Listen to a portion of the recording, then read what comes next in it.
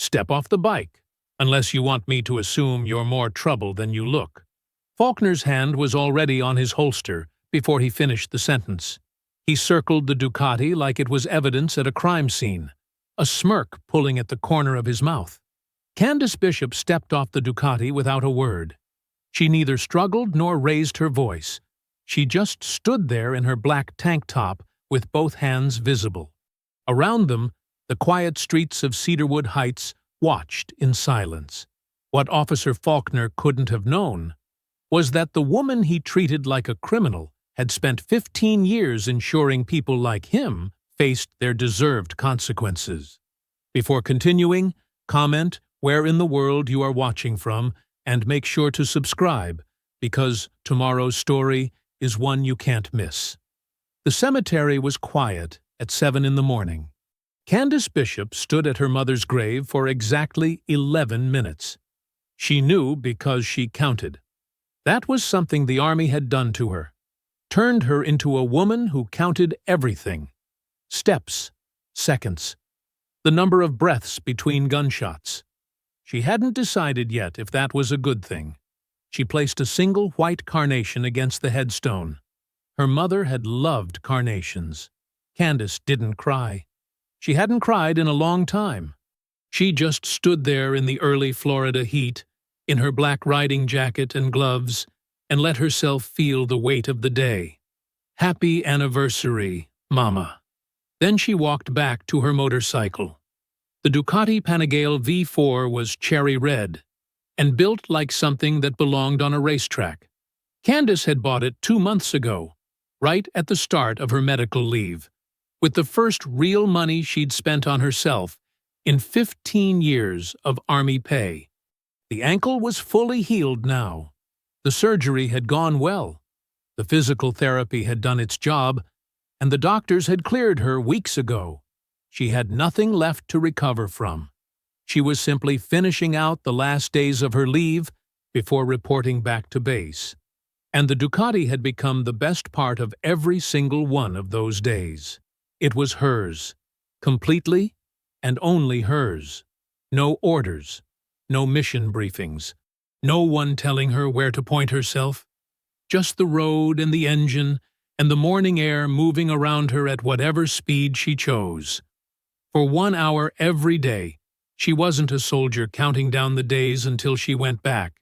She was just a woman on a red bike, moving through the world on her own terms. She needed that, more than she could explain to anyone who hadn't spent 15 years being told where to go and when. Cedarwood Heights was the kind of neighborhood that looked like a postcard. Big green lawns, white houses with porches, old oak trees throwing long shadows across streets so clean you could eat off them. Candace had grown up 20 minutes from here. She knew what kind of neighborhood it was. She knew what kind of woman she was in it. She kept the speed easy and smooth, signaled every turn, both hands on the bars. Her Army veteran plate sat clean on the rear of the bike, catching the morning light. She turned onto Cedarwood Lane and let herself breathe. That was when she saw the patrol car. It pulled out from a side street and fell in behind her. A standard Cedarwood Heights PD cruiser, white and blue, moving at the same easy speed she was doing. Candace watched it in her mirror the way she watched everything, quietly, steadily, without changing her face. Maybe it's nothing. She knew it wasn't nothing. After 2 blocks, the lights came on. Candace exhaled through her nose. She checked her mirrors, signaled, and pulled over to the curb in one smooth motion. She cut the engine, pulled off her helmet, set it on the tank in front of her. She sat up straight and put her hands where they could see them. 2 officers got out of the car. The one from the driver's side was big, broad across the shoulders, with a thick neck, and the kind of face that had probably been told it was intimidating enough times that he believed it. His name tag said Faulkner. He walked toward her with his right hand already resting on his holster. Before he said a word, before she'd moved an inch, Candace clocked it, filed it, said nothing. The second officer came from the passenger side. Younger, thinner, with something eager and mean in his eyes. He didn't approach. He hung back near the front of the cruiser, his hand drifting to the taser on his hip. Watching Candace the way you watch something you've already decided is a problem. She kept her hands still, kept her face neutral, felt the familiar cold weight of being perceived as a threat simply for existing in a space where someone had decided she didn't belong. She had felt it before. She had felt it in countries where people actually were trying to kill her. These two didn't scare her. Faulkner stopped 3 feet away. He looked at the bike. He looked at her. He didn't look at her the way a police officer looks at a citizen. He looked at her the way a man looks at something he has already made up his mind about. He crossed his arms. "This bike," he said, "has been reported stolen." Candace looked at him steadily. She didn't flinch, didn't blink, didn't give him a single thing, because that was the first thing they always wanted. A reaction. Something they could point to. Something they could use. She wasn't going to give them anything. Not today. Reported stolen. Candace repeated the words back to him the same way she'd repeat a bad order from a superior. Flat, measured, giving nothing away. "That's not correct. I own this motorcycle." She reached into the inner pocket of her riding jacket with 2 fingers, slow and deliberate, and produced her license, registration, and insurance card in a single neat stack. 15 years of operating in situations where the wrong move could get you killed had made her precise about moments like this. Every motion visible. Every action intentional. Nothing that could be misread. She held the documents out to Faulkner. He took them, glanced at them the way you glance at something you've already decided doesn't matter, didn't read them, didn't check the name against the registration. Just held them loosely in one hand, like they were mildly inconvenient. "Where'd you get the bike?" he said. "I bought it." Candace kept her voice even. 8 weeks ago. Cash. My name is on the registration you're holding." Faulkner didn't look at the registration. Behind her, she could hear Benson moving. She tracked him in her peripheral vision without turning her head. He was circling the Ducati slowly, hands clasped behind his back, studying it like he was looking for something to find wrong with it. Like the bike itself was the problem. Like a machine that clean and that red had no business belonging to a woman who looked like Candace. "What exactly was the legal basis for this stop?" Candace asked. Faulkner ignored the question entirely. Just pulled his radio off his shoulder and called in her plate number to dispatch, his eyes drifting somewhere past her left ear like she hadn't spoken at all. Candace noted that, filed it away. Benson finished his circle around the bike and got back on his radio, talking low, calling for backup. Candace heard it clearly. She didn't react. There was nothing to react to. She was parked on a public street in full compliance, with every document in order, being treated like a suspect because 2 officers had decided that was what she was. This was not her first time in this situation. It was not even close to her first time. "Step off the bike," Faulkner said. "Am I being detained?" "I said step off the bike." Candace held his gaze for exactly 1 second. Then she swung her leg over the frame and stood beside the Ducati, hands fully visible at her sides. She moved calmly, deliberately. She wasn't going to give him a single thing he could use. Faulkner walked back to his cruiser with her documents and ran the plate. Candace stood in the morning heat and waited. A neighbor across the street was watering their lawn and had slowed down. The hose pointed at the grass, but their eyes pointed at Candace. She didn't look at them. She kept her focus forward. The radio crackled. The response came back clean. The Ducati Panigale V4 was registered to Candace M. Bishop. No flags, no warrants, nothing.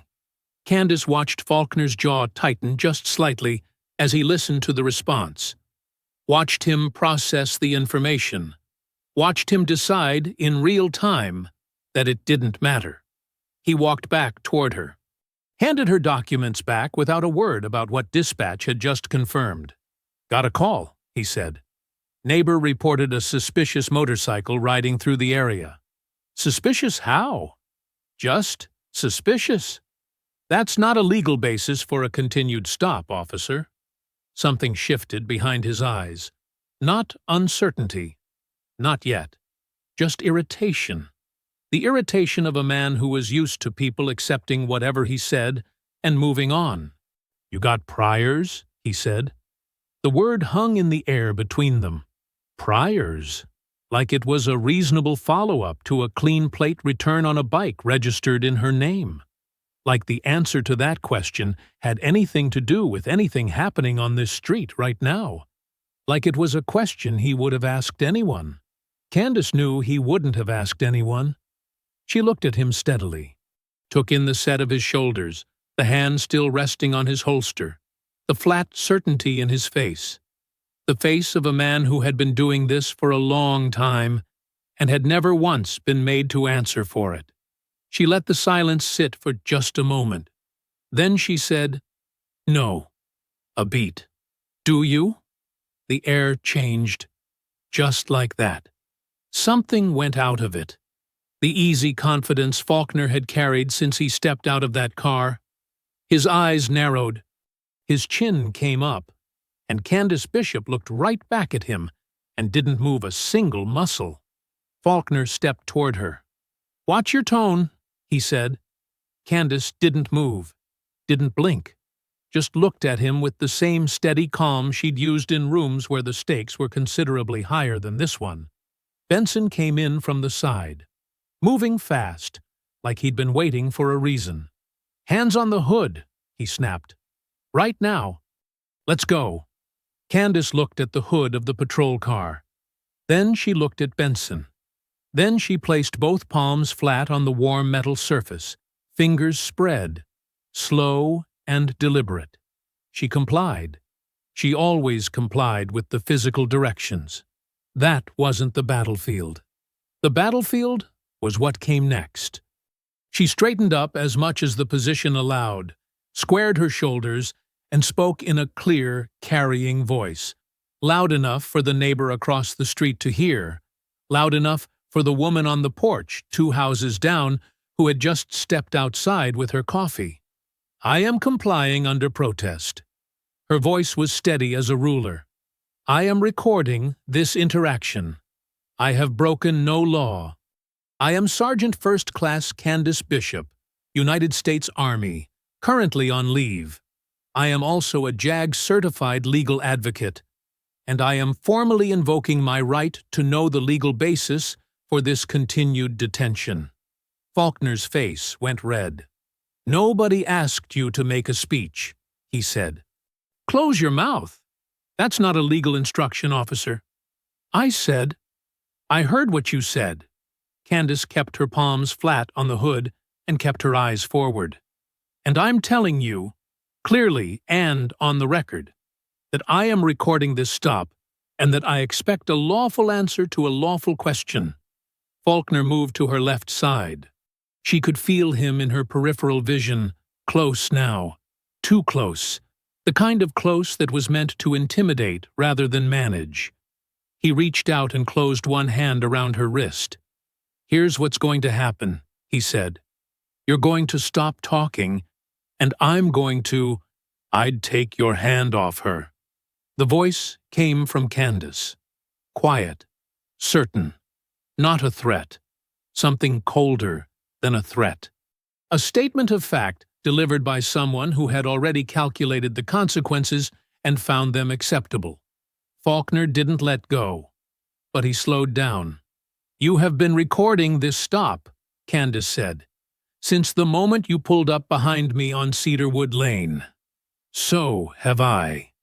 My phone is mounted on the handlebars of that motorcycle, and it has been running the entire time. Every word you have said. Every word Officer Benson has said." She paused. "Every time your hand has gone to your holster." Benson made a sound that wasn't quite a laugh. "Oh, that's cute. She thinks—" "I'm not finished," Candace said. There is a second camera built into the collar of this jacket. It faces forward. It has a 120-degree field of view, and it records in 4K. It has captured everything that has happened on this street since you activated your lights. Silence. Real silence. The kind that has weight to it. Faulkner's grip on her wrist went still. Candace let that sit for exactly 2 seconds. Then she continued. Under Terry v. Ohio, a lawful investigative stop requires articulable, reasonable suspicion of criminal activity. You ran my plate. It came back clean. The motorcycle is registered in my name.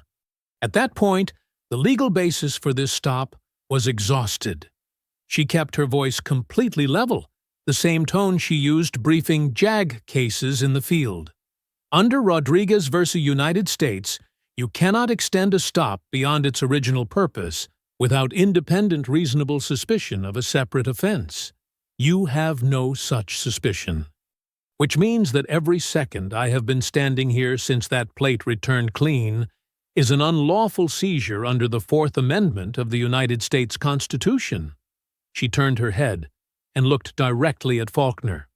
And all of it, she said, is on camera. Faulkner's hand dropped from her wrist. He didn't say anything. He just stood there, this big, certain man who had walked up to her motorcycle 40 minutes ago with his hand on his holster and his mind already made up. And for the first time since this stop began, he looked like a man who was not entirely sure of his next move. Benson stared at her from 6 feet away. His mouth was slightly open. Candace straightened up from the hood of the patrol car and turned to face them both fully. She waited. The street had gotten quieter in a different way. Not empty. There were more eyes on them now than when the stop began. The neighbor across the street had stopped pretending to water the lawn and was just standing there, phone up, filming openly. The woman on the porch 2 houses down had been joined by someone else, an older man, arms crossed, watching. A car had slowed at the far end of the block and hadn't moved on. Faulkner felt it. Candace could tell by the way his shoulders changed. He looked at her for a long moment. She could see him working through it. The calculation behind his eyes, the weighing of options, the slow and unhappy arrival at a conclusion he didn't want to reach. He glanced at the handlebar mount on the Ducati, glanced at the collar of her jacket, looked back at her face. Then he took a single step back. "You're free to go," he said. Just like that. No explanation, no apology, no acknowledgement that he'd had his hand on her wrist 3 minutes ago, or that his plate return had come back clean before any of this escalated. He said it the way you close a door, like the conversation had simply reached its end, and whatever happened before, it didn't count. He turned and walked back toward the patrol car. Candace didn't move. "I need your badge numbers," she said to his back. "And your supervisor's contact information." Faulkner stopped walking. His back was still to her. "That is my legal right," Candace said. "Both of you." He turned around slowly. The red in his face had settled into something harder. Not embarrassment anymore. Something that looked more like a promise. He reached into his shirt pocket, pulled out a card, and held it out without walking it over to her. She crossed the distance herself and took it from his hand. Benson pulled a card from his own pocket and held it out at arm's length, the way you'd offer something to an animal you didn't want to get close to. His eyes were flat and mean, and he didn't say a word. Candace took his card too. She stood on that sidewalk in the Florida morning heat and wrote down every number, every name, the badge numbers from both their chests, the patrol car number from the rear panel, and the time on her phone screen. She wrote slowly, and she wrote everything. She was aware of Faulkner watching her from beside the driver's door. She was aware of Benson's silence, which was louder than anything he could have said. When she was done, she folded the paper and put it in her jacket pocket. "Thank you," she said. Not warm, not cold, precise. She put her helmet on, fastened the chin strap, swung her leg over the Ducati, and started the engine. She did not rush any of it. She signaled before she pulled away from the curb. She kept to the speed limit the entire length of Cedarwood Lane, while the patrol car sat motionless behind her. She didn't look in the mirror once. Andrew Bishop's house was a 20-minute ride from Cedarwood Heights. Candace took the long way, not because she was lost, because she needed the road under her for a few more minutes before she went inside and became a woman with a problem to solve. She parked the Ducati in the driveway and sat on it for a moment after she cut the engine. The neighborhood was quiet. Birds somewhere. A lawnmower in the distance. She pulled her helmet off and held it in both hands and breathed. Then she went inside. The footage was better than she expected. She sat at the kitchen table with her laptop and both cameras connected and went through every second of it twice. The handlebar camera had caught Faulkner's approach, his hand on the holster, his face, his body language, and every word of the exchange from the moment he reached her.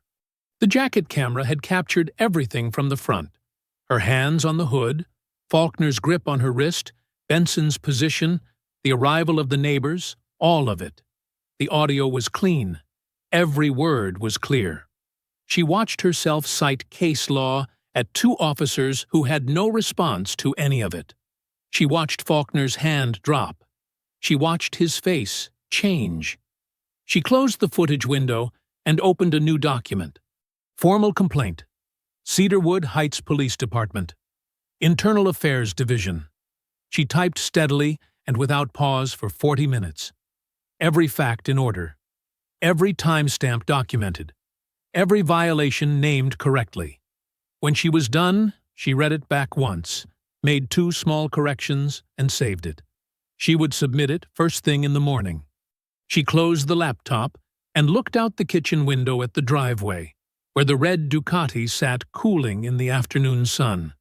They have no idea what they just started. Candace was up before 6. She had slept 4 hours, maybe 5, and woke up the way she always woke up. All the way, immediately, no slow climb back to the surface. She had been sleeping in her old childhood bedroom for the past 2 months, in the same house where she grew up, in the same neighborhood she had left at 18 to enlist.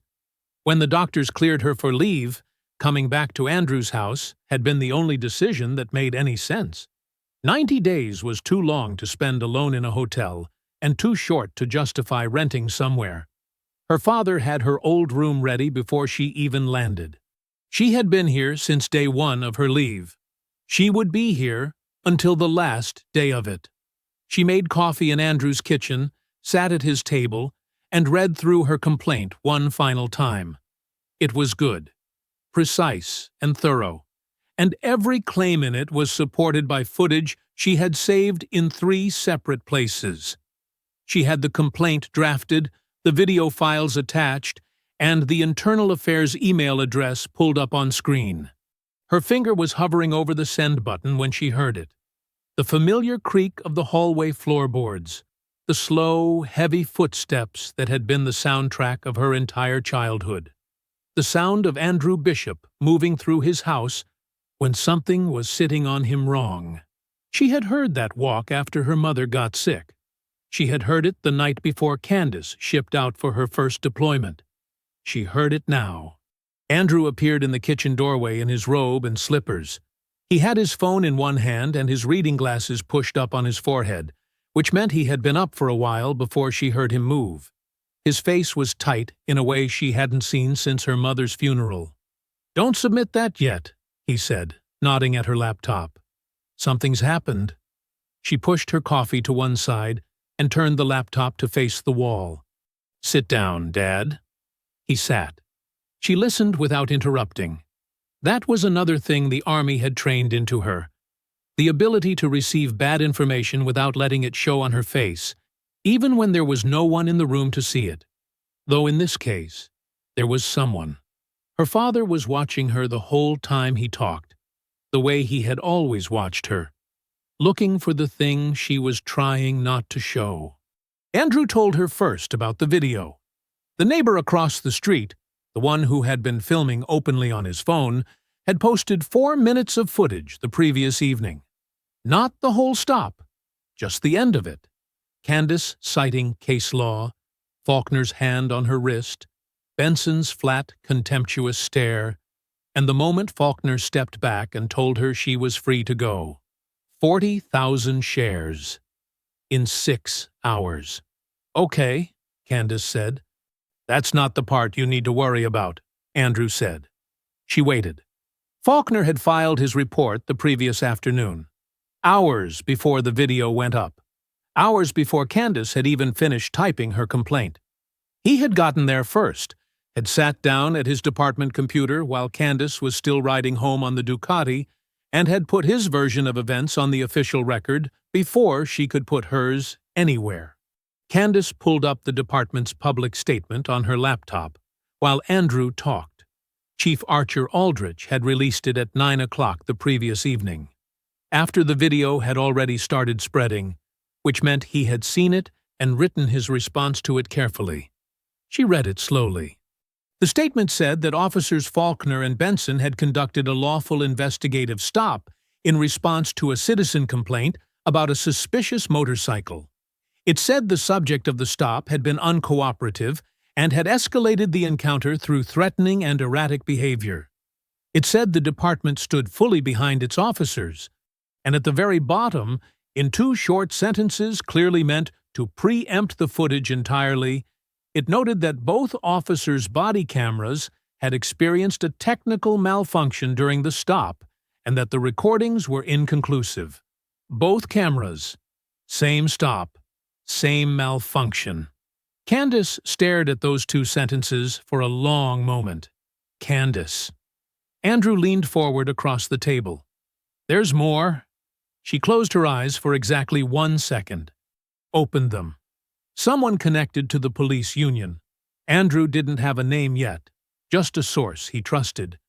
Had contacted her army base the previous evening. They had submitted a formal written inquiry to her commanding officer suggesting that Candace's behavior during the stop raised questions about her fitness for continued active duty service. The inquiry used words like volatile and confrontational and pattern of aggression.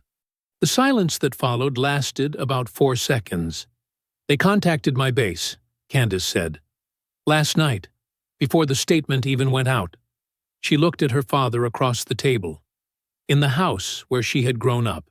In the kitchen where he had made her breakfast every morning before school for 18 years. 15 years of service. 3 deployments. A record without a single mark on it.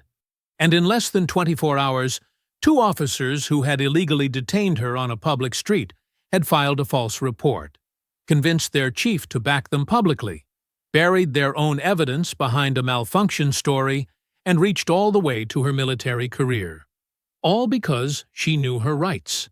All because she didn't flinch. "Dad," she said quietly, "how many days do I have left?" She already knew the answer. She had been counting since the day the doctors cleared her ankle and told her she could finish out her leave however she chose. Andrew looked at her for a moment before he answered. 21 days. Candace set her phone face down on the table. She looked at her hands.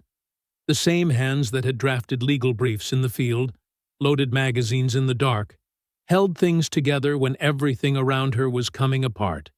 3 weeks. She almost smiled. That's more than enough. She gave herself until 7 o'clock to be angry. That was it. 1 hour. She sat at the kitchen table with her second cup of coffee while Andrew made breakfast, and she let herself feel all of it. The cold fury of being lied about in an official report.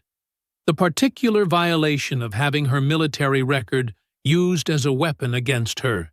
The exhausting, bone-deep recognition that this was exactly how it always went for women who looked like her when they stood up to men who looked like them. She felt it fully. She didn't push it down or dress it up or tell herself it wasn't as bad as it seemed. Then 7 o'clock came. She pulled her legal pad to the center of the table, uncapped her pen, and wrote 3 names at the top of the page: Captain Amanda Banks, Katie Emerald, Johnson Merritt. She drew a line under them and got to work. Amanda Banks picked up on the second ring. "I already saw it," Amanda said, before Candace could speak. Her voice had that quality it always had in the field. Calm the way a locked door is calm. Solid all the way through. All of it. The video, the department statement, and the union inquiry to your base. I've been up since 4. I know what you need. I'm already on it. Candace heard papers moving on the other end of the line. I've contacted JAG about the inquiry. The timing alone is a problem for them. They filed it the same night you were stopped, before any formal complaint process was initiated. That's not concern for conduct standards. That's retaliation. And I'm going to make sure it's documented as exactly that. Candace exhaled slowly. Amanda, don't thank me yet. This is going to get worse before it gets better. You know that. I know. Good. A pause. I'm going to get you a name. Civilian attorney, civil rights, federal level. Someone who can take what you have on those cameras and build something that doesn't go away quietly. Another pause, shorter. How are you holding up? Candace looked across the kitchen at Andrew, who was moving between the stove and the counter with the careful, deliberate motions of a man trying to make himself useful when there was nothing useful he could do. I'm fine, Candace said. I'm focused. That's my soldier, Amanda said, and hung up. 22 hours later, Amanda sent a name and a number. Katie Emerald, civil rights attorney, Tampa.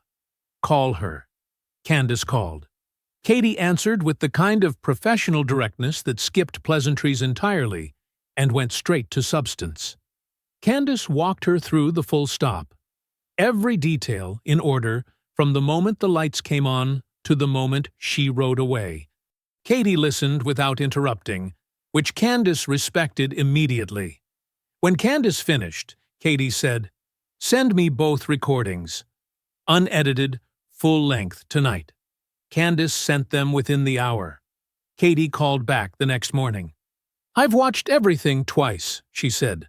"The plate return, the continued detention, the physical contact with your wrist, all of it on camera, all of it clean. And the false report filed against someone with documented recordings that directly contradict it." A brief pause. "This is a federal civil rights case, Sergeant Bishop. A strong one.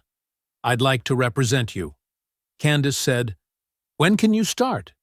"I already have," Katie said. The second call went to Johnson Merritt, a Tampa investigative journalist Candace had crossed paths with during an Army legal matter 3 years earlier. A thorough man. A careful one. The kind of journalist who checked everything twice and published nothing he couldn't defend line by line. She sent him both videos with a single instruction. Hold them. Don't publish anything yet. I'll tell you when. Merritt confirmed receipt and asked no questions. He understood how to wait. The third move took 20 minutes and required no phone call at all. Candace typed a formal written public records request to the Cedarwood Heights Police Department, citing Florida's Public Records Law, Chapter 119, requesting the full complaint history filed against officers Alfred Faulkner and Benji Benson for the past 5 years. She printed it, signed it, photographed it, and sent it by both email and certified mail. She saved the confirmation receipts in the folder on her laptop labeled Evidence, which now had 41 items in it. Then she closed the laptop and looked out the kitchen window. 3 moves in 48 hours. Clean, sequenced, deliberate. Each one laying the foundation for the next. 21 days of leave remaining. 3 weeks to build something they couldn't walk away from. Now she waited and watched to see what the department would do. The union representative's name was Gaby Fitchman. Candace found that out by watching him on the local news at 7 o'clock the next morning, sitting across from a Tampa news anchor with his hands folded on the desk and a look on his face like a man who had done this before and expected it to work the same way it always had. What we saw in that video, Fitchman said, was a small portion of a longer encounter, taken completely out of context. Our officers followed the proper procedure at every step. What you're not seeing, what that video deliberately doesn't show, is the level of aggression and hostility they were dealing with from the very beginning of that stop. The anchor asked about the clean plate return. Fitchman smiled patiently. A stolen vehicle report had been called in. Our officers were doing their jobs. The fact that the plate came back clean doesn't mean the stop wasn't lawful. It means it was resolved the way it was supposed to be. And the body camera malfunction? Equipment failures happen? It's unfortunate timing, but that's all it is. Candace watched the whole segment without moving from the kitchen table. When it was over, she picked up her coffee, finished it, and went to refill it. Andrew was standing in the kitchen doorway. His jaw was tight. "Don't," Candace said quietly, without turning around. "Save it." By noon, the talk radio had started. She didn't listen to it herself. Andrew told her about it, his voice getting tighter with every sentence. A host named Ron Beckley on a local AM station had spent 40 minutes on Candace that morning. He called her combative. He said she had gone looking for a confrontation and found one. He said that any reasonable person, his words, reasonable person, would have simply cooperated with the officers and been on their way in 5 minutes.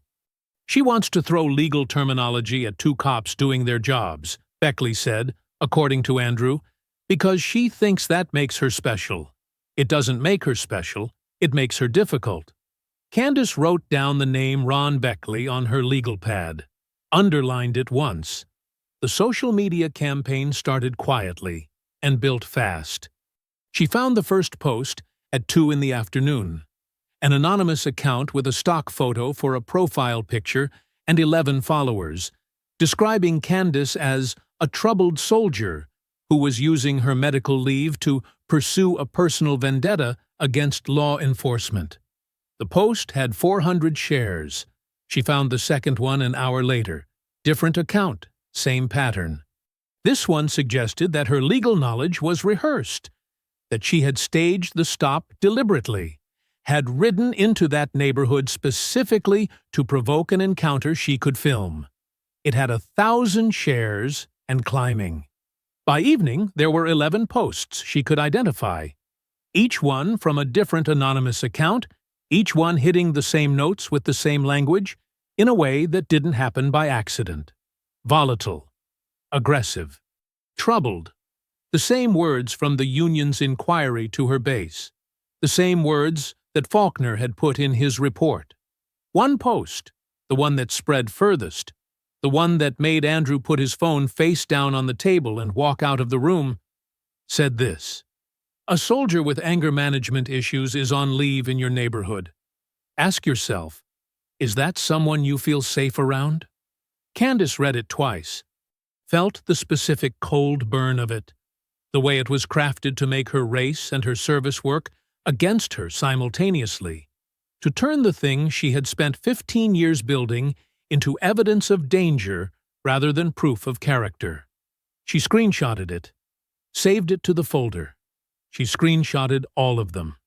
The letter from the Cedarwood Heights PD Internal Affairs Division arrived in the late afternoon mail. Andrew brought it to the kitchen table without a word. It was 4 sentences long. It acknowledged receipt of her complaint. It assigned her a case number. It stated that her complaint would be reviewed in accordance with departmental procedure. It said she would be contacted if additional information was required. 4 sentences, a case number, no timeline, no investigator's name, no acknowledgement of the footage she had attached or the specific violations she had documented. Candace read it once. Then she photographed it and added it to the evidence folder. The folder now had 63 items in it. She closed the laptop and sat back in her chair. 19 days of leave remaining. The machine had turned on her the way machines always turned on people who challenged them. Loudly, quickly, and from every direction at once. She had known it was coming. She had been counting on it. The envelope arrived on a Thursday, 4 days after Candace had sent the public records request by certified mail and email. 4 days of watching the social media campaign grind forward, of monitoring the department's public silence, of adding items to the evidence folder every morning like a soldier cataloging ammunition before a battle. Andrew brought it in from the mailbox without opening it and set it on the kitchen table in front of her. It was thicker than she expected. That was either a good sign or a bad one. She opened it carefully and spread the contents flat. It was not the full response. She knew that immediately. The cover letter, signed by someone in the department's records division whose title was Administrative Compliance Officer, stated that certain materials had been withheld pending legal review and that additional records would be provided within 30 days, as permitted under Florida statute. 30 days. Candace would be back on base in 15. She set the cover letter aside and read what they had sent. It took her 11 minutes to read through everything. When she was done, she sat very still for a moment. Then she went back to the beginning and read it again, slower this time, making notes on her legal pad in her small, precise handwriting. 6 prior complaints against Officer Alfred Faulkner over 5 years. 4 against Officer Benji Benson. Every single one dismissed. Every single dismissal carrying the same notation, word for word, complaint after complaint, year after year. Complaint reviewed and found to lack merit. IAD. No investigator's name. No summary of findings. No explanation of what specifically had been reviewed or how the lack of merit conclusion had been reached. Just that one line, stamped at the bottom of each complaint form like a rubber seal applied without reading what was underneath it. Candace underlined the notation on the first complaint, then the second, then the third. By the fourth, she stopped underlining and just stared at the page. This wasn't a coincidence. This was a system. Someone had decided, at some point, that this was how complaints against these 2 officers would be handled. Not investigated, not reviewed in any meaningful sense, just processed and buried under a line of administrative language designed to look like due diligence. She kept reading.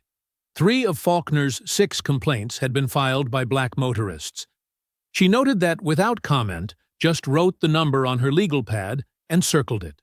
The 5th complaint stopped her. It had been filed 3 years ago. The complainant's name was Sirill Armour.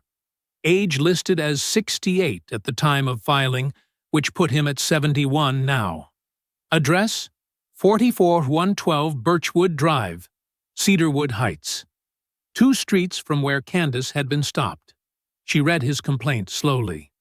Armour had been riding a motorcycle, a Kawasaki, dark blue, through the same neighborhood on a Sunday morning when Faulkner pulled him over. Faulkner had approached with his hand on his holster, had informed Armour the bike had been reported stolen, had dismissed Armour's documentation without properly reviewing it, had detained him on the side of the road for 26 minutes, had released him without explanation or apology when a second patrol unit arrived and the plate return confirmed the bike was registered to Armour. Armour had written his complaint in careful, precise longhand. He had attached a copy of his registration. He had noted Faulkner's badge number, the patrol car number, and the time of the stop down to the minute. He had done everything right. The dismissal notation at the bottom of his complaint was identical to every other one in the stack. Complaint reviewed and found to lack merit. IAD. Candace set the paper down. Andrew had been reading over her shoulder for the last 5 minutes. She had heard him go still somewhere around the 3rd complaint and hadn't heard him move since. Now she looked up at him. His face had changed. Not the tight, controlled anger she had been watching for days. Something older than that. Something that looked like recognition. "Dad?" she said. You know this name? Andrew reached out and picked up Armour's complaint form. He read it for a moment, though she could tell he didn't need to. Sirill Armour, he said quietly. We've gone to the same church for 30 years. He set the paper down, picked up his phone, dialed without looking up the number. It rang twice. Sirill, Andrew said. It's Andrew Bishop. A pause. My daughter needs to meet you.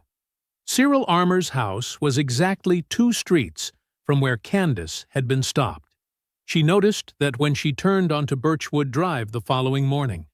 Noticed the distance, the same oak trees, the same clean sidewalks and manicured lawns, the same neighborhood, the same street type, the same quiet that had surrounded her on Cedarwood Lane 6 days ago when the patrol car fell in behind her. She parked in front of number 4412 and sat for a moment. The house was well kept, white trim. A small garden along the front path that someone tended carefully.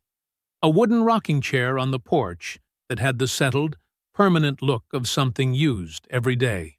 She was still reaching for the door handle when the front door opened. Sirill Armour was already there.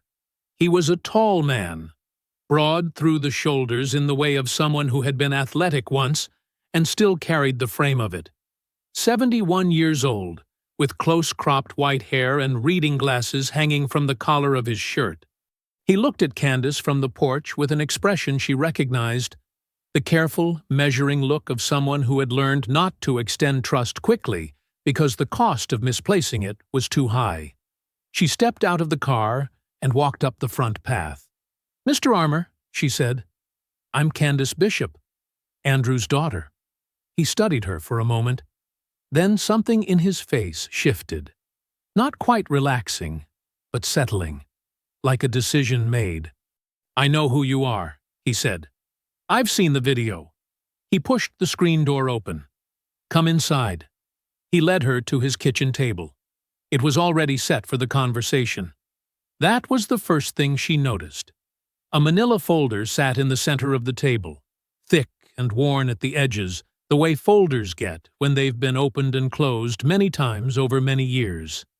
A yellow legal pad beside it, a pen laid straight across the top. He had been waiting for this meeting long before Andrew called. "Sit down," he said. She sat. He sat across from her, folded his hands on the table, and began. His account was methodical and precise, in a way that told Candace he had told it to himself many times, had kept it sharp and accurate in his memory, the way you keep something sharp when you believe it will matter someday. It was a Sunday morning 3 years ago. He had been riding his Kawasaki through the neighborhood, a route he had ridden every Sunday for 2 years.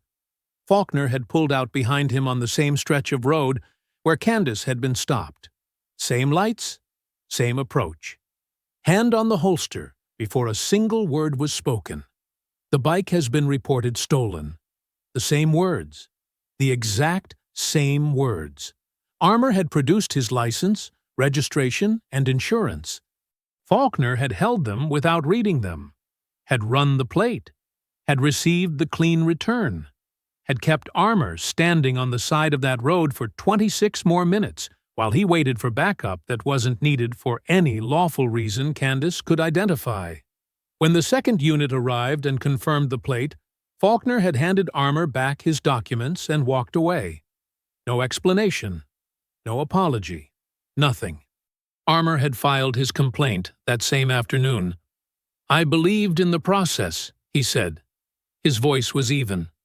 Not bitter, something past bitter. Something that had moved through bitterness and come out the other side into a hard, clear place. "I was a school teacher for 31 years. I taught civics. I taught my students that the system had mechanisms, that if you used them correctly, they worked." He looked at the folder on the table. "I used them correctly." He opened the folder and turned it to face Candace. The original complaint form. The IAD dismissal letter. 6 pages of handwritten notes in a teacher's careful script. And at the back, 3 photographs. taken on his phone the day of the stop, showing the patrol car, the street, and Armour standing beside his Kawasaki. He had documented everything, just like Candace, and it had made no difference at all. She called Katie from the car before she had even reached the end of Birchwood Drive. She laid out everything: Armour's account, his documentation, the identical language of his dismissal, the identical profile of his stop. Katie listened without a word. When Candace finished, Katie was quiet for exactly 3 seconds. "I'm filing the federal complaint today," she said. 42 U.S.C., paragraph 1983. Faulkner, Benson, and the department. How does this change things? It changes everything, Katie said. 1 incident is an allegation. 2 identical incidents, same officer, same neighborhood, same profile, same dismissal, that's a documented pattern. And a documented pattern is something a federal court takes very seriously. Candace stared at the road ahead. "File it," she said. Johnson Merritt published at 6 o'clock in the morning. Candace was already awake when her phone lit up with his message. "It's live. 2 words." She opened the link and read the entire piece at the kitchen table while the coffee brewed and the house was still quiet around her. It was thorough. It was precise. It was exactly the kind of journalism that didn't editorialize because it didn't need to. The facts were doing all the work. Merritt had run both unedited videos side by side with the text of Faulkner's official report. The contradictions weren't subtle. They were structural. The report described Candace as erratic and threatening. At the exact moments, the footage showed her standing with her hands visible, speaking in a level voice, citing case law. The report claimed both officers had attempted to de-escalate. The footage showed Faulkner's hand closing around her wrist. The body camera malfunction section was its own paragraph. Merritt had pulled the department's equipment maintenance records through a separate public records request, records the department apparently hadn't thought to protect. The records showed that Faulkner's body camera had malfunctioned during 2 prior incidents involving complaints. Benson's had malfunctioned once before. All 3 prior malfunctions had occurred during stops that resulted in dismissed complaints. Merritt hadn't used the word pattern. He hadn't needed to. The numbers spoke for themselves. Sirill Armour's account ran in full. His photographs, his complaint form, the dismissal notation. 31 years as a schoolteacher, and the system he had taught his students to trust had handed him a rubber stamp and called it justice. Candace read that section twice. By 8 o'clock, the story had been picked up by 3 national outlets. By 10, it was everywhere. Andrew sat at the kitchen table with his phone and read the headlines aloud, one after another, in a voice that started controlled and got quieter as the list grew longer. Not quieter from sadness. Quieter from something that looked like awe. The particular awe of a man who had watched something be ignored for 40 years and was now watching the same thing be impossible to ignore. By early afternoon, several hundred people had gathered on the sidewalk outside the Cedarwood Heights Police Department. Candace watched the live stream on her laptop. The crowd was orderly and loud. People held handmade signs. An older woman near the front was holding a photograph of Sirill Armour, his face printed on a piece of poster board, his name written underneath in large letters. Candace's phone had stopped being manageable around noon. She turned off the notifications and set it face down. Chief Aldrich called the press conference at 5 o'clock. Candace, Andrew, and Amanda Banks, who had driven down from base that morning and was now sitting in Andrew's armchair with her shoes off and her reading glasses on, watched it live on the television in the living room. Aldrich stood at a podium in front of the department seal. He was a large man who had clearly spent the day trying to look smaller. Shoulders drawn in, voice carefully measured. The practiced posture of someone who had legal counsel standing just off camera. He said the department took all allegations of misconduct seriously. He said the safety and dignity of every resident of Cedarwood Heights was his personal priority. He said that in light of the serious questions raised by the published reporting, he was placing Officers Faulkner and Benson on administrative leave effective immediately, pending a full internal review. The crowd outside the building, visible on a second live stream Candace had open on her laptop, erupted. Cheering, sustained and genuine, the sound of people who had been waiting for something and finally heard it. Andrew exhaled slowly. He put his hand flat on his knee and looked at the ceiling for a moment. Candace felt it too, the sudden loosening in her chest, the pull toward relief. It had worked. The footage, Armour's account, Merritt's reporting, Katie's federal complaint, all of it had moved something that looked completely immovable 4 days ago. She almost let herself believe it was over. Amanda reached over and refilled her coffee from the pot on the end table. She did it without looking up from the television. Then she said, quietly and without particular emotion, "Administrative leave with pay isn't accountability. That's a vacation." The loosening in Candace's chest tightened again. She knew. She had always known. But she had let herself feel it for a moment, and she didn't regret that. She looked through the living room window at the driveway, at the red Ducati parked in the afternoon shadow of Andrew's oak tree. 13 days of leave remaining. The crowd outside the department was still cheering. Enjoy it, Candace thought. This part doesn't last. They waited until Friday. Candace had expected that.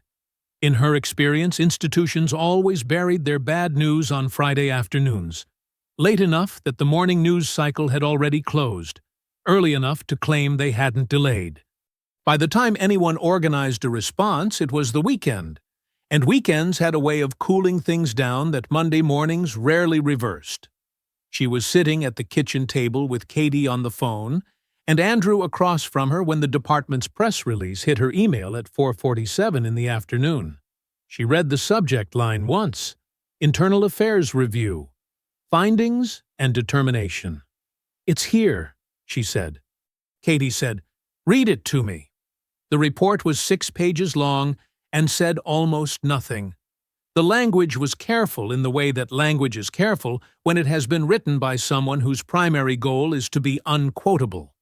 Every sentence hedged, every conclusion arrived at through passive constructions that made it impossible to identify who had decided what or on what basis. The findings were as follows. The stop had been conducted within departmental guidelines. The initial approach had been consistent with standard procedure for a stolen vehicle call. Candace's detention following the clean plate return had been brief. The report used the word brief 3 times in 2 paragraphs, and had not constituted an unlawful seizure under applicable Fourth Amendment standards. Officer Faulkner's written report had accurately reflected the encounter as he perceived and experienced it. The body camera malfunction had been reviewed by the department's technical division and determined to be an equipment failure unrelated to officer conduct. The malfunction had affected both units simultaneously due to a shared firmware update installed earlier that week. Both officers had been found to have acted within the scope of their duties and in accordance with departmental policy.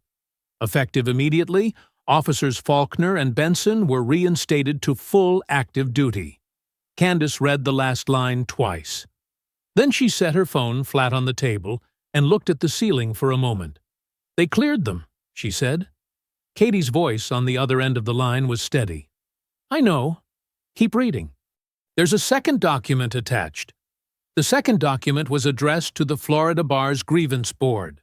The department's attorney, Edison Bryson, had filed a formal complaint against Katie Emerald.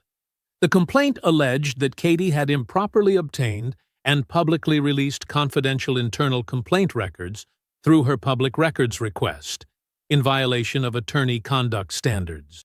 It requested a full grievance investigation and cited 3 separate bar rules. Candace read it carefully. Every word of it was precise and deliberate. Written not to win, she understood, but to consume. A grievance investigation would take months. It would require Katie to respond, to document, to defend herself before a board while simultaneously building a federal civil rights case. It was designed to divide her attention and shadow her credibility at exactly the moment it mattered most. "How serious is this?" Candace asked. "It's frivolous," Katie said. "The records were obtained through a lawful public records request. They know that. But frivolous cases still require responses, and responses take time." A pause. "They're trying to slow me down." "Can they?" "No," Katie said. Simply, flatly, the way Amanda spoke when a question had only one answer. "No, they cannot." The third blow arrived 40 minutes later. Andrew was in the kitchen when his phone rang. He looked at the screen and then looked at Candace, and the expression on his face told her everything before he said a word. It was Amanda. The Army inquiry had escalated. Candace's commanding officer had received an official formal request.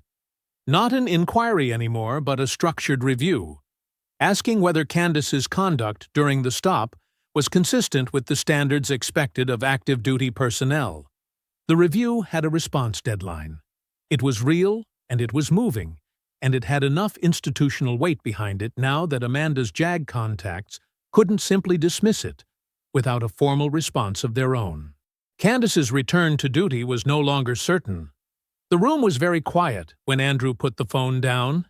She sat at the kitchen table with 3 documents open on her phone screen: the IAD clearance, the bar complaint against Katie, and Amanda's text summarizing the Army review, and felt something she had not allowed herself to feel since the morning this all began. Not fear, not defeat. Something colder and more focused than either of those things. The feeling she got in the field when the situation had deteriorated past the point of a controlled response and required something different entirely. 11 days of leave remaining. Enough, she thought. We do this now. Andrew made dinner. Candace didn't ask him to. He just got up from the table after she put her phone down and went to the kitchen and started cooking. That was what he did when things were bad, when her mother was sick, when Candace shipped out for her first deployment, when the call came that she'd been injured overseas. He cooked. He needed his hands busy and his back to the room so nobody could see his face while he got himself together. She let him. She sat at the table with the 3 documents still open on her phone and listened to the sounds of the kitchen, the tap running, the refrigerator opening and closing, the particular rhythm of Andrew Bishop making something out of whatever was available, because the act of making something was the only thing he could control right now. 20 minutes later, he set a plate in front of her. Rice and beans and fried plantains, the meal he had made her every Friday night of her childhood. She looked at it for a moment. "Dad," she said quietly. "Eat first," he said. She ate. He sat across from her when his own plate was half finished and put his fork down and looked at her the way he had looked at her across this same table her whole life. Directly, without softening. Because Andrew Bishop had never believed that kindness required dishonesty. "I need to tell you something," he said. "I know. Let me say it anyway." He folded his hands on the table. "I have watched this department operate for 40 years, Candace. 40 years. I watched them do this to people in this neighborhood before you were born. I watched them do it when you were a child sitting right where you're sitting now. I watched them file complaints in the trash and put good people through hell for the crime of knowing their rights." His voice was even and quiet, and carried the particular weight of someone reporting facts rather than feelings. They have a system. It isn't broken. It works exactly the way it was designed to work, which is to exhaust people until they give up. Candace watched her father's face. They have Brisson and whatever attorneys the union is paying. They have Aldrich running interference. They have the IAD process in their pocket. And now they have the Army review moving with a deadline attached. He looked at her steadily. Their whole strategy, the false report, the bar complaint against Katie, the union inquiry to your base, none of it is designed to win an argument. It's designed to run the clock. They know you have 11 days. They know when you go back to base, this loses momentum. Cases without momentum get settled quietly, or dropped entirely. He paused. That is how they have always won. The kitchen was quiet around them. The old clock above the sink ticked. Candace looked at the wall beside the refrigerator, where her mother's calendar still hung. The same calendar that had been there since the year before she died. Never taken down because Andrew couldn't bring himself to do it. June. Her mother had stopped at June. She thought about Sirill Armour at this same kitchen table 2 streets over, alone with his folder and his careful notes, and his faith in a process that had already decided not to see him. She thought about whoever came after her, if she walked away. Whoever rode through this neighborhood next year, next month, next week, and got lights in their mirror, and a hand on a holster, and a lie filed in their name before they could get home. She thought about that person not having footage, not having Katie, not having Amanda, not knowing the case law or having a father who knew Sirill Armour's phone number. She looked at her hands flat on the table. 15 years of everything those hands had done. Every brief drafted under fire, every position held when holding it seemed impossible. Every moment she had been told that the situation was beyond recovery and had found a way through it anyway. 11 days. She looked up at her father. Andrew was watching her with the patient, certain expression of a man who had raised a soldier and knew one when he saw one and was waiting for her to remember what she was. "Then I use every single day," Candace said. Her voice was quiet and level, and left no room for any other interpretation. "We end this fast. We end it loud." She held her father's gaze across the table where she had done her homework and eaten 30 years of Friday night dinners, and grown into the woman she was. "And we make sure they can never do it to anyone again." Andrew looked at her for a long moment. Then he picked up his fork and finished his dinner. Amanda arrived at 7 in the morning with a legal pad, a thermos of her own coffee, and the focused, unhurried energy of a woman who had spent 30 years solving problems that other people had already declared unsolvable. She sat at Andrew's kitchen table, uncapped her pen, and looked at Candace across the table. "Tell me everything we have," she said. "From the beginning. Leave nothing out." Candace talked for 20 minutes without stopping. The stop, the footage, the false report, Faulkner's history, Armour's account, the IAD clearance, the bar complaint against Katie, the Army review with its deadline. All of it laid out in order, clean and precise, the way she would brief a mission. Amanda listened without interrupting. When Candace finished, Amanda looked down at her legal pad, where she had been making notes in her small, dense handwriting. She studied them for a moment. Then she said, "Okay, here's how we take this apart." Andrew had been sitting quietly at the far end of the table with his coffee and a folder of his own. He had been building something over the past several days, quietly, methodically, in the way he did everything, pulling on threads that 40 years of living in Cedarwood Heights had put in his hands. He opened the folder and set 3 documents on the table. Edison Bryson, the department's attorney, the man who had filed the bar complaint against Katie, had represented the Cedarwood Heights PD in 3 prior civil rights settlements. All 3 had been sealed. All 3 had been paid out of municipal funds without any admission of wrongdoing from the department. Andrew had found references to 2 of them buried in city council budget, minutes from prior years. Line items described only as legal settlements, civil matters, and had tracked down a retired city clerk who remembered a 3rd. 3 sealed settlements. The same attorney. The same department. A pattern of paying quietly to make things disappear rather than changing anything that produced the complaints in the first place. Candace looked at the documents. Then she looked at Amanda. Amanda was already reaching for her phone. The call took 40 minutes. Amanda's contact at the Department of Justice Civil Rights Division was a woman named Lorna Morse, whom Amanda had worked with a decade earlier during an Army investigation with civilian jurisdiction overlap. Candace sat across the table and listened to Amanda lay out the full picture. Armour's case, Candace's case, the 6 dismissed complaints, the 3 sealed settlements, the systematic IAD burial process, the coordinated reinstatement, and the retaliatory Army inquiry. In the same methodical, unemotional tone she used to brief senior officers. When Amanda finished, Lorna Morse asked 4 questions. Amanda answered all 4. Then Morse said she had enough to open a preliminary review under the Pattern or Practice statute. She said she would need the documentation Andrew had sourced, the complaint records Candace had obtained, and Katie's federal filing. She said if the preliminary review confirmed what she was hearing, a full federal investigation would follow. Amanda said, "It will confirm it." Morse said she would be in touch within 48 hours. Amanda ended the call and set her phone on the table. The kitchen was quiet for a moment. "That's move 1, Amanda said.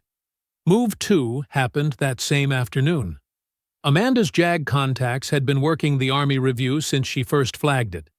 What they had built over the past several days was a precise documentary timeline, every date, every filing, every communication, that established one fact with complete clarity.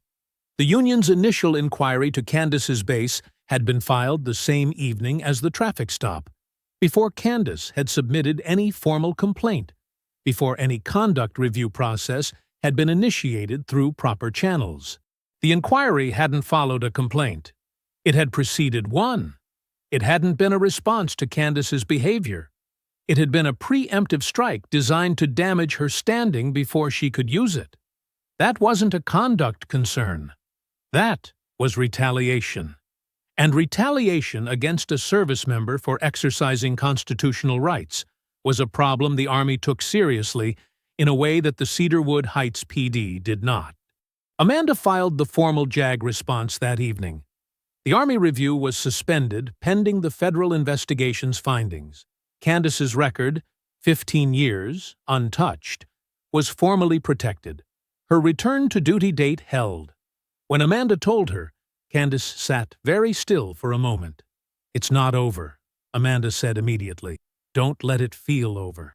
"I know," Candace said. She did know. But she let herself feel it for exactly 5 seconds. The particular relief of watching something she had built for 15 years survive an attack designed to destroy it. Then she picked up her phone and called Sirill Armour. "Sirill," she said, "it's time." Sirill Armour opened the door before Candace reached the porch. He had been expecting her. She could tell by the way he stood, coat already on, keys in his hand, the particular readiness of a man who had been waiting for this moment for 3 years, and wasn't going to waste a second of it now that it had arrived. "Mr. Armour," Candace said, "are you sure about this?" He looked at her steadily from the doorway. "I've been sure since the day I filed that complaint and got a rubber stamp back in the mail." He pulled the door shut behind him and walked past her down the front path. "You said it's time. Let's go." Johnson Merritt met them at a quiet conference room he used for sensitive interviews, a plain space with good natural light and no distractions. He had a single camera on a tripod and a colleague handling audio. He introduced himself to Armour, shook his hand, and then stepped back and let Candace make the introduction. She said, "Mr. Armour, this is your time. You say what you need to say. Nobody is going to edit your words or tell you what to emphasize. This is your account. All of it." Armour sat down in front of the camera, straightened his collar, and folded his hands on the table. "Put the camera on me," he said. He spoke for 38 minutes. Candace sat against the wall behind Merritt and watched and did not say a word. She had heard Armour's account at his kitchen table days ago, had heard it in detail, had taken notes, had used it to build a federal case. But hearing it in front of a camera was different. Hearing it the way the world was about to hear it was different. Armour did not perform. He did not raise his voice or search for dramatic language or try to make himself sympathetic. He simply told the truth in the careful, precise way of a man who had taught other people to use words accurately for 31 years. He described the morning of the stop, the weather, the route he always took, the moment the lights came on behind him. He described Faulkner's hand on the holster before a single word had been spoken. He described standing on the side of the road with his documentation in his hand while Faulkner held it without reading it and looked at him the way nobody should ever be looked at. He described filing the complaint that same afternoon, writing it out in longhand, attaching the copies, mailing it to the address on the department website because he believed in the process. He described waiting 3 weeks for a response. He described opening the envelope and reading the 4 sentences that dismissed everything he had documented without a single specific acknowledgement of what he had written. He described putting the folder in his filing cabinet and driving past that same street corner every Sunday for 3 years. "I kept waiting," he said quietly, near the end. "I kept thinking someone would come. Someone with the tools to do something about it. Someone the department couldn't just mail a form letter to and consider the matter closed." He looked directly into the camera. "I kept every piece of paper because I knew this day would come. I just didn't know how long I'd have to wait for it." The room was completely silent when he finished. Merritt cleared his throat quietly. "Mr. Armour, thank you." Armour nodded once. He picked up his keys from the table and stood. The clip aired the following morning. By noon, it had been picked up nationally. By evening, a morning news anchor, a black woman in her 60s, had watched it live on air and paused for a long moment before she could continue.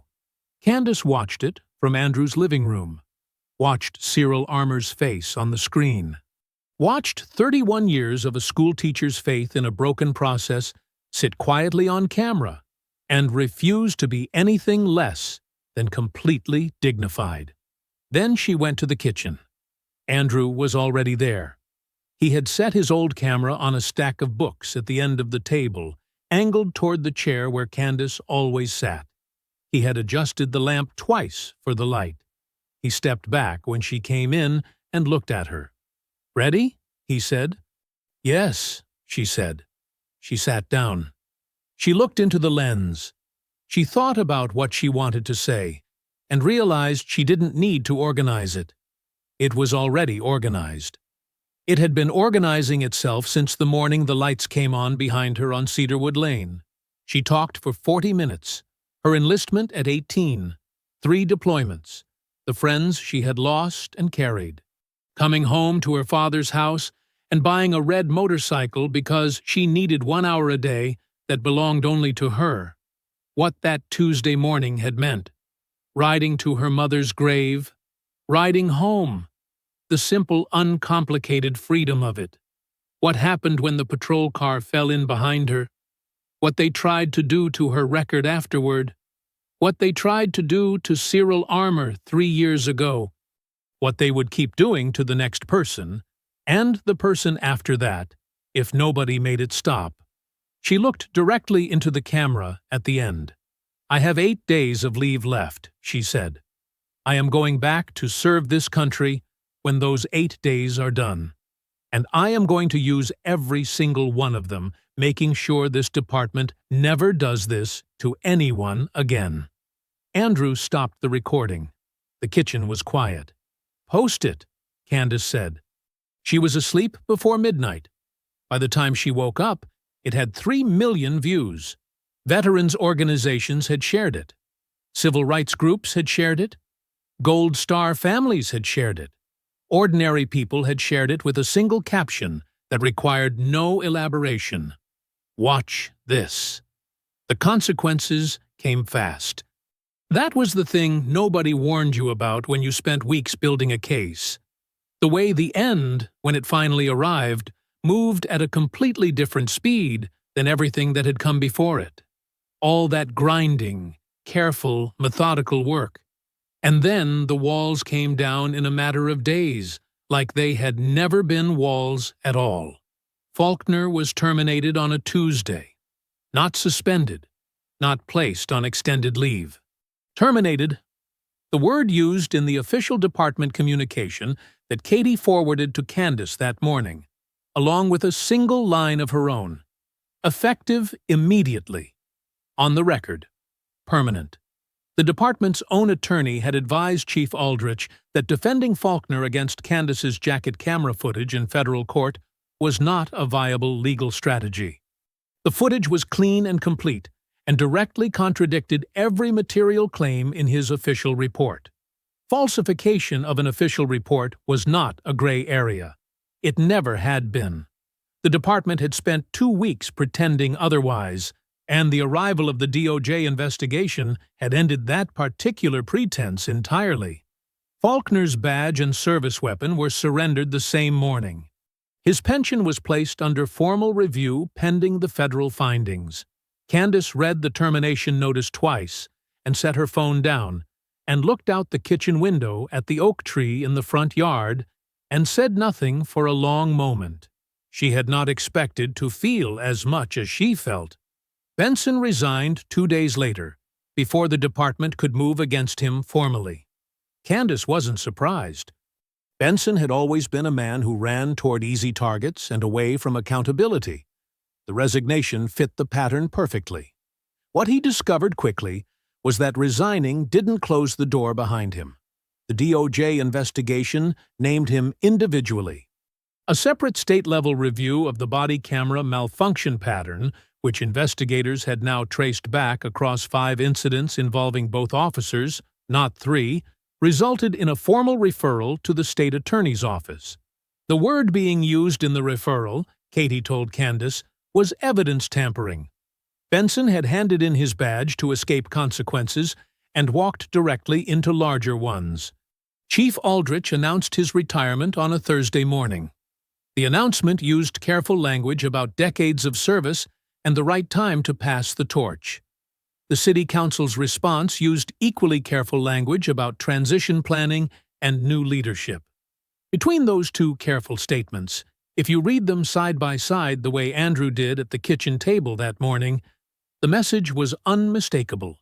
The city manager's separate statement was less careful. It announced a full structural audit of the Cedarwood Heights Police Department, including its internal affairs processes, complaint handling procedures, and body camera maintenance records. An independent oversight committee would be established. Community input would be solicited. Andrew read that last part aloud. Then he folded the paper, set it on the table, and picked up his coffee. 40 years, he said quietly. Not bitter, just marking it. Acknowledging the distance between what should have been and what had taken this long to arrive. The Florida bar dismissed the grievance complaint against Katie Emerald in a single sentence on a Friday morning. Without merit. Katie texted Candace the dismissal notice with no additional comment. Candace texted back 2 words. File it. Katie filed the federal civil rights suit the following Monday. The civil settlement came before trial. Given the weight of evidence, the DOJ investigation, and the sustained national attention the case had maintained, the city's attorneys recommended settlement within 30 days of the suit being filed. The amount was significant. Candace didn't talk publicly about the number. That wasn't what any of this had been about. The community fund was Sirill Armour's idea. He had suggested it quietly, almost offhandedly, during one of the evening calls that had become a regular thing over the past weeks. A fund for residents who could document harm from the department's pattern of discriminatory stops. Katie built it into the settlement terms. Sirill Armour was the first claimant processed. He called Candace the afternoon his claim was approved. She could hear in his voice that it wasn't about the money for him either. It was about the piece of paper. The formal written acknowledgement from the city that his complaint had been real, that it had been mishandled, and that he had been right. 3 years of keeping that folder on his kitchen table, and now there was a document that said it had mattered. "I'm going to frame it," he told her. "Good," she said. 5 days before Candace reported back to base, she woke up early. Not because she had to, not because anything required her attention. She woke up the way she had woken up every morning of her leave, all the way, immediately, and lay still for a moment in her childhood bedroom, listening to the house. It was quiet. Andrew was still sleeping. Outside, through the curtains, the sky was doing that thing it did in Florida just before the sun fully cleared the tree line, turning gold and wide and impossibly clean. She got up, put on her riding jacket and gloves, and went out to the driveway. The red Ducati sat in the early light exactly where it always sat. She went through her pre-ride check the same way she always did. Methodical, complete, unhurried. Tires, mirrors, controls. She did it every time, not because she expected to find something wrong, but because the discipline of checking was its own kind of respect. For the machine, for the road, for the fact that some things deserved your full attention. She heard the screen door behind her. Andrew came out onto the porch in his robe, coffee in hand, and stood at the top of the steps. He looked at her the way he had looked at her across the kitchen table 4 days ago when she told him what she was going to do. The way he had looked at her when she left for her first deployment at 18. The patient, certain look of a man who knew his daughter completely and was not afraid of what she was capable of. She put her helmet on, fastened the chin strap. He raised his mug. She raised 2 fingers off the handlebar. She took the long way through Cedarwood Heights, past the corner of Cedarwood Lane where it had all started. She rode it slowly and looked at it. The same oak trees, the same clean sidewalks, the same quiet street, and felt something she hadn't felt here in weeks. Not the cold weight of that morning with the lights in her mirror. Something lighter than that. Something that had replaced it. She passed Birchwood Drive. Slowed without stopping. Sirill Armour was in his front yard with a watering can, tending to the small garden along his front path. He looked up when he heard the engine. He raised one hand. Slow. Deliberate. The gesture of a man marking a moment he wanted to remember. She nodded back. Then she rode out toward the highway and opened the throttle and let the Ducati do what it was built to do. The engine answered the way it always answered. Immediate, total, honest. The road opened up ahead of her, wide and straight and golden in the morning light. She was 38 years old. She was active duty. She was going back. In 5 days, she would be back on base, back in uniform, back in the life she had built for 15 years. The life 2 small men with badges had tried to take from her, and discovered too late that they were nowhere near equipped to touch. She rode, and didn't think about any of it. She just rode. The engine beneath her. The air around her. The road ahead of her going on as far as she could see. She had never, not once in her life, not in any country, not in any room, not on any street, surrendered ground she was entitled to hold. She wasn't about to start now. If you enjoyed the story, leave a like to support my channel, and subscribe so that you do not miss out on the next one. On the screen, I have picked 2 special stories just for you. Have a wonderful day.